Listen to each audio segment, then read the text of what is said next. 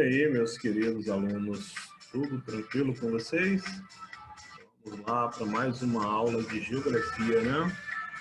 E dessa vez nós vamos falar sobre industrialização. O que é industrialização, né? É um dos fenômenos aí mais trabalhados na geografia, mais abordado em todos os aspectos de Enem e vestibular, tá? Então,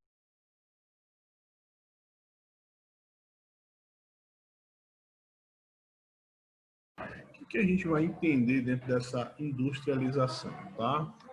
Então, essa industrialização, ela começa quando, né? A primeira coisa que a gente precisa entender dentro da industrialização é quando que ela começa. Então, quando ela começa e quais são os fatores que a gente tem aí dentro dessa industrialização, tá? A industrialização atual é importante, é imprescindível para que a gente entenda ela, entender a questão do transporte, das telecomunicações, da matéria-prima, da localização estratégica e também das fontes energéticas, né? Então, a junção disso aí nos remete a uma compreensão maior dessa industrialização, certo? Antes de mais nada, é preciso a gente falar sobre as etapas dessa revolução industrial. Tá? Então, como que era a vida antes dessa industrialização? Então, uma vida ali onde a maior parte das pessoas viviam no campo, tá? As pessoas estavam ali sobrevivendo das atividades rurais, e aí, com a primeira revolução industrial, a gente começa a entender um pouquinho dessa transformação do espaço geográfico. A principal transformação é a saída do homem do campo em direção às cidades para trabalhar. Tá? A primeira revolução industrial, ela ocorre ali na Grã-Bretanha, século XVIII, então a gente tem ali 1770 por ali, essa primeira característica, né, dessa revolução industrial. Local, data, então Reino Unido, Grã-Bretanha, Inglaterra, né, a gente costuma chamar tudo de uma coisa só. E uma das principais características é o uso do carvão mineral. Então, carvão, não esse carvão que a gente costuma usar para acender um fogo e fazer um churrasco, mas um carvão de pedra, um combustível fóssil, né? Um combustível não renovável, que emite muito CO2, retirado ali da rocha, né? Das jazidas, das minas, se provou ser um combustível extremamente eficiente, né? Então, esse combustível eficiente se transformou ali num combustível bastante utilizado naquele período, certo? Na segunda fase, segunda revolução industrial, nós já vamos ter ali países europeus, Estados Unidos e Japão, né, de forma mais intensa, ligados a essa revolução industrial. E a principal característica é o uso da eletricidade e também do petróleo. Na terceira revolução industrial, um processo mais recente, né, os países desenvolvidos e países em desenvolvimento, países emergentes, passam a se industrializar de forma mais intensa, utilizando agora não só o petróleo, mas também novas energias, exemplo, a energia nuclear. Tá? Em relação à primeira revolução industrial, quais são as principais características? Aí eu chamo a atenção de vocês para analisar essas características, tá? Cada processo, cada período, ele tem ali a sua principal característica. Localização dos polos industriais baseado na disponibilidade de carvão mineral. Então, você vai ter cidades que vão surgir ali na Europa, principalmente cidades industriais, que se desenvolveram nas proximidades do carvão mineral, porque era a principal fonte de energia, e os transportes ainda não estavam desenvolvidos, então não tinha como levar essa energia para próximo de indústrias que ficassem mais longe. Então, por isso as atividades industriais se desenvolveram próximos a onde você tinha a disponibilidade de energia. Segundo ponto aqui, a mecanização das fábricas, né, garantiu o aumento da produção sem precedentes. Então, com a invenção da máquina a vapor, Você tem ali uma geração de mão de obra, muito, né? Você precisa de mais mão de obra, gera muito emprego, embora pagasse pouco, mas você tinha muita gente disposta a trabalhar. Nesse primeiro momento, você tem um aumento muito rápido, né, das cidades, também por conta da migração. Muita gente saindo do campo, indo para as cidades, as fábricas passam a ocupar mais espaços, as máquinas ficam maiores, a produção aumenta, né? E aí você tem o surgimento de vários postos de trabalho. Outra coisa positiva é a redução dos preços, né? Então, no início da industrialização, um par de sapato que custava ali o equivalente a, vamos imaginar que se fossem dias atuais, R$100, com o aumento da produtividade, você vai ter mais produtos, você vai ter mais oferta, então o preço cai. Né? Vamos dizer que ele cai ali para R$10, R$20, um exemplo. Grande exploração do trabalho, surgimento de organizações sindicais, né? Então, a questão da organização trabalhista, dos direitos, passam a ser analisados com mais clareza, né? Mais eficiência também. Produção voltada aos mercados interno e externo. Então, o principal objetivo, já que a produção ela estava crescendo cada vez mais, era interessante fazer com que esses produtos chegassem a outros espaços, né? E assim a industrialização passa a atingir outros países, seja vendendo, seja pegando matéria-prima.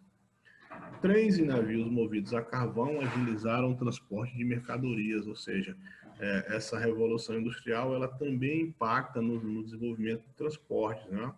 Então, navios passaram a andar mais rápidos e também a chegar a lugares mais distantes, levando mercadorias para países que não tinham ainda condição de se industrializarem.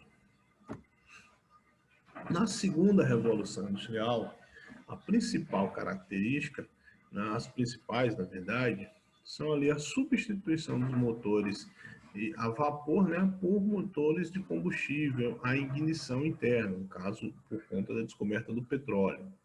A organização das fábricas para a produção ela passa a ser em série, ou seja, ao invés de produzir pouca coisa de jeitos diferentes, passou a produzir de muita coisa, muitos itens, né, iguais ali com a mesma característica, tá? Ou seja, a produção fabril, a produção padronizada. Surgimento de empresas transnacionais, né, que passam a atuar não só no seu território, mas também fora do seu território. E aí, de forma mais geral, nós vamos ter uma flexibilização dos fatores de localização industrial. A indústria não necessariamente precisa ficar próximo da matéria-prima, ela pode ir um pouco mais longe, dependendo do tipo de indústria que se pensa ali naquele momento, tá? O desenvolvimento muito forte das indústrias de base, das indústrias siderúrgicas, petroquímicas, indústrias metalúrgicas, né? A indústria do cimento, da construção civil. Então, essas aí são as principais indústrias que se propagam cada vez mais na segunda fase da Revolução Industrial. Grande evolução dos meios de comunicação e transporte. Você tem aí o surgimento da internet, né, nesse processo final da segunda Revolução Industrial, mas você tem um desenvolvimento como, por exemplo, a invenção do avião. Os barcos passaram a ficar maiores, os navios passaram a ficar maiores, os carros mais rápidos, surgem os caminhões aí para transportar cada vez mais produtos em longas distâncias, tá? E na terceira fase, a gente tem aí como características dessa terceira revolução industrial a globalização, né? A globalização essa da economia e da cultura. O fluxo de informações e capitais se torna instantâneo, né, por conta do avanço da tecnologia, as chamadas infovias, né, da informação, onde você faz com que o produto, digamos assim, as informações sobre o produto, ela chegue com mais facilidade. Aí muita gente diz, nossa, a televisão revolucionou minha vida, a internet revolucionou minha vida, porque são veículos de comunicação, servem, antes de mais nada, para transmitir informação sobre produtos, tá? E aí a gente analisa bem esse ponto, né? Já diria Milton Santos, a televisão, ela informa, deforma, reforma e transforma, tá? consolidação dos processos de flexibilização espacial das empresas. Então, você tem as empresas flexibilizando mais a localização, alternando a qualidade do seu produto, e aí a gente tem um ponto negativo, que é uma maior automação da produção. Essa maior automação vai promover claramente um desemprego, né? Um desemprego irreversível, que é a substituição do homem pelas máquinas, em todos os setores. Começando pelo campo ali, você tem máquinas que antigamente você precisava de, por exemplo, 200 trabalhadores para colher 1 tonelada de cana. Hoje você consegue usar uma máquina, 2 trabalhadores e colher 10 vezes mais isso num tempo muito menor, né, sem grandes problemas. Então essa é uma característica comum também já dessa terceira revolução. Maior eficácia e velocidade desses meios de transporte, por isso uma redução drasticamente do mercado de trabalho. Essas formas de produção, aí a gente vai entender um pouquinho, né, vai retroceder um pouquinho no tempo, como que era a forma de produção antiga, né, no pré-capitalismo. Então lá na Europa você usava a máquina, o arado tracionado por máquina, a produção era familiar, né, então você tinha camponeses produzindo para o rei. E aí nos modelos de produção a gente tem como principal característica, de forma mais organizada e um pulo muito mais alto aí, né? Os modelos de organização do processo fabril que buscavam a máxima produtividade de cada trabalhador, a otimização do tempo, ou seja, a redução do tempo e a redução dos custos para que você tenha um aumento dos lucros, né? Então, esses 3 caras aí trabalhavam com essa perspectiva. O primeiro dele Frederick Taylor, né? Cria ali um sistema chamado Taylorista de produção.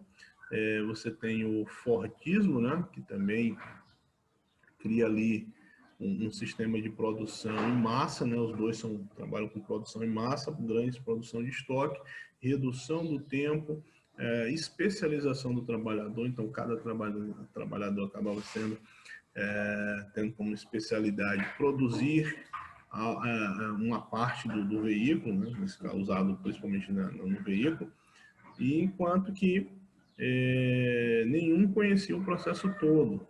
Né?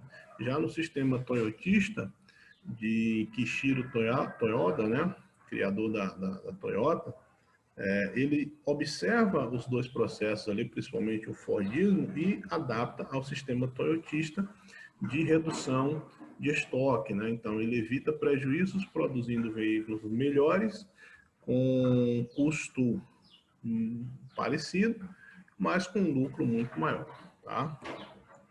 E aí a gente tem uma evolução interessante, né? Quando a gente pensa que antigamente você tinha uma área de trabalho, né? Semelhante a isso aqui, ó, no sistema taylorista e sistema fordista de produção. Aqui todo mundo produzindo, né? Evolução das formas de produção, desenvolvimento do setor industrial, trabalhador assalariado torna-se definitivo. E aí o trabalhador, ele passa o quê? Se ele não é proprietário, ele vai vender a sua força de trabalho para que ele conquiste o seu salário, né? Então essa é uma grande característica da industrialização. Outra forma interessante, né, de produção, e aí você já tem no sistema taylorista, né, o taylorismo, o estabelecimento de um tempo médio para a execução das atividades, então você tinha que ser rápido, né? A divisão do trabalho, consequentemente, levava o trabalhador a uma especialização, e havia, sim, alguns prêmios e incentivos àqueles que produzissem mais no menor tempo, né? Evolução de método científico para obtenção de uniformidade do trabalho e redução dos custos. Hoje em dia, até hoje esse sistema ainda é utilizado, tá? De uma forma um pouco diferente, mas, por exemplo, você vai ali na Mauricéia, né? Empresa que trabalha com frango, e você tem um setor só para abate, outro para limpeza, outro para separar as partes do frango. Cada trabalhador especializado em uma função. surgiu essa característica surge desse sistema aqui, tá? De Taylor. Então vamos lá. No sistema taylorista, aí a gente tem as principais propostas, né? Maximizar a eficiência produtiva, produção e lucros, incentivos à forma de manutenção extra, divisão do trabalho. Como ponto negativo, a gente tem perda da autonomia do trabalhador, né? Por conta do trabalho repetitivo e uma superexploração dos trabalhadores, inclusive remunerada, né? Baixo remuneramento. No sistema de Henry Ford, ele adapta ou ele melhora o sistema de Taylor, né? Trazendo ali uma maior remuneração do trabalhador e também uma redução da jornada de trabalho, né? Com isso, ele aumenta o número de mais trabalhadores. Vamos lá, racionalização da produção, que ele produz bastante, tarefa específica para cada operário, uso intenso de mão de obra, tempo de trabalho reduzido, produção em série em grandes quantidades, então isso gera lá na frente um problema, tá? Baratear os custos da produção, inclusive formando mão de obra consumidora. Então esses trabalhadores poderiam adquirir um veículo junto à Ford. Base da produção industrial em escala de consumo em massa, né? Modelo internacional de produção industrial e aumento da divisão técnica do trabalho são algumas dessas características. No sistema Taylor, também chamado Just in Time, ou seja, produção de peças em tempo certo, para minimizar a geração de estoque. Então, essa produção é chamada de produção por encomenda ou apenas produção necessária para não ter gastos demais, tá? E a gente vai ter como principal característica: o trabalhador deve exercer várias funções e não somente especializar em uma só, reduzir o volume dos custos, evitando a estocagem. Os trabalhadores passam a controlar a qualidade dos bens produzidos e não necessariamente precisam de um chefe ali para dizer isso a eles, né? A linha de montagem ela é mais flexível, atendendo às diferentes necessidades e interesses do comprador. Então, eles vão produzir um veículo para cada tipo ou modelos de veículos para cada característica dos compradores, tá? Outra forma interessante é um intenso uso de automação na produção. Você não tem ali mais aquela quantidade imensa de trabalhadores.